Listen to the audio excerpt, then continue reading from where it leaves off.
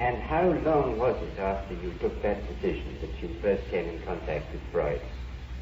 Oh, you know, that was at the end of my studies, and then it took quite a while until I met Freud. You see, I finished my studies in 1900, and I met Freud only very much later.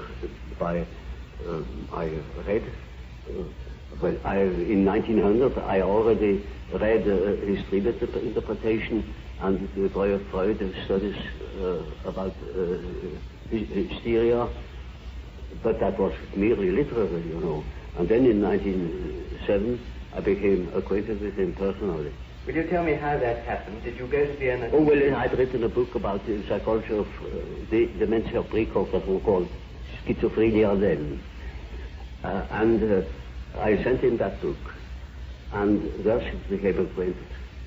I went to Vienna for a fortnight then, and then we had very long and penetrating conversations, and that settled it.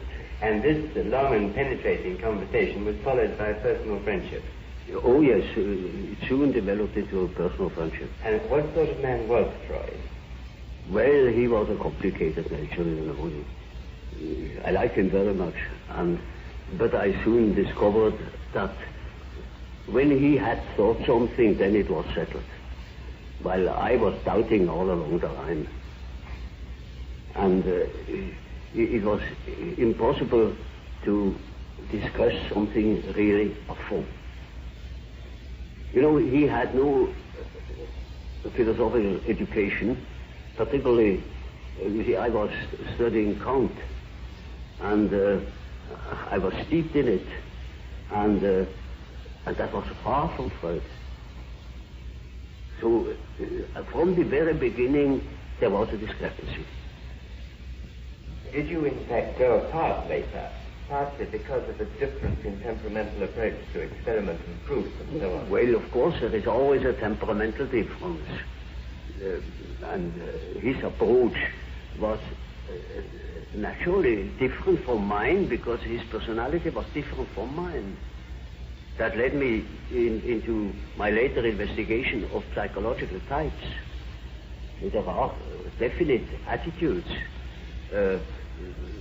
Some people are doing it in this way, and other people are doing it in another typical way. And there were such differences between myself and Freud, too. Do you consider that Freud's standard of proof and experimentation was less high than your own? Well, you see, that is an evaluation I'm not competent of. I am not my own history or my historiographer. With reference to certain results, I think my method has its merits. Tell me, did Freud himself ever analyze you? Oh, yes. I submitted quite a lot of my dreams to him, and so did he. And he knew, yes? Oh, yes. Yes. Do you remember now, at this distance of time, what were the significant features of Freud's dreams that you noted at the time? Well, that is rather indiscreet to ask. You know, there is such a thing as a professional secret. He's been dead these many years. Yes, but these regards last longer than life.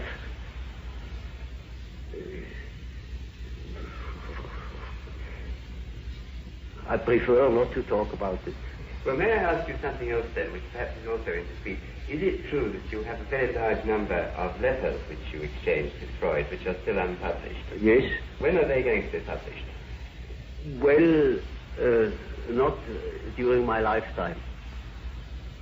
You would have no objection to them being published after your lifetime? Oh, no, not at all. Because they are probably of great historical importance. I don't think so. Then why have you not published them so far? Because they were not important to me enough.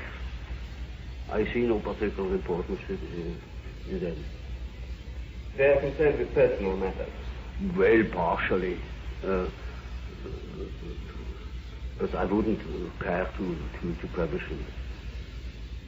Well, now, can we move on to the time when you did eventually part company with Freud? It was partly, I think, with the publication of your book, The Psychology of the Unconscious. Is that correct? That was the real cause. Well, now, before you... Oh, I mean the final cause, because it had a long preparation. You know, from the beginning I had a reservatio mentalis. I couldn't agree with quite a number of his ideas. Which ones in particular? Well, chiefly his purely personal approach and his disregard of the historical conditions of man. You see, we depend largely upon our history. We are shaped through education, through the influence of the parents, which are by no means always personal. They were prejudiced or they were influenced by historical ideas or what I call dominance.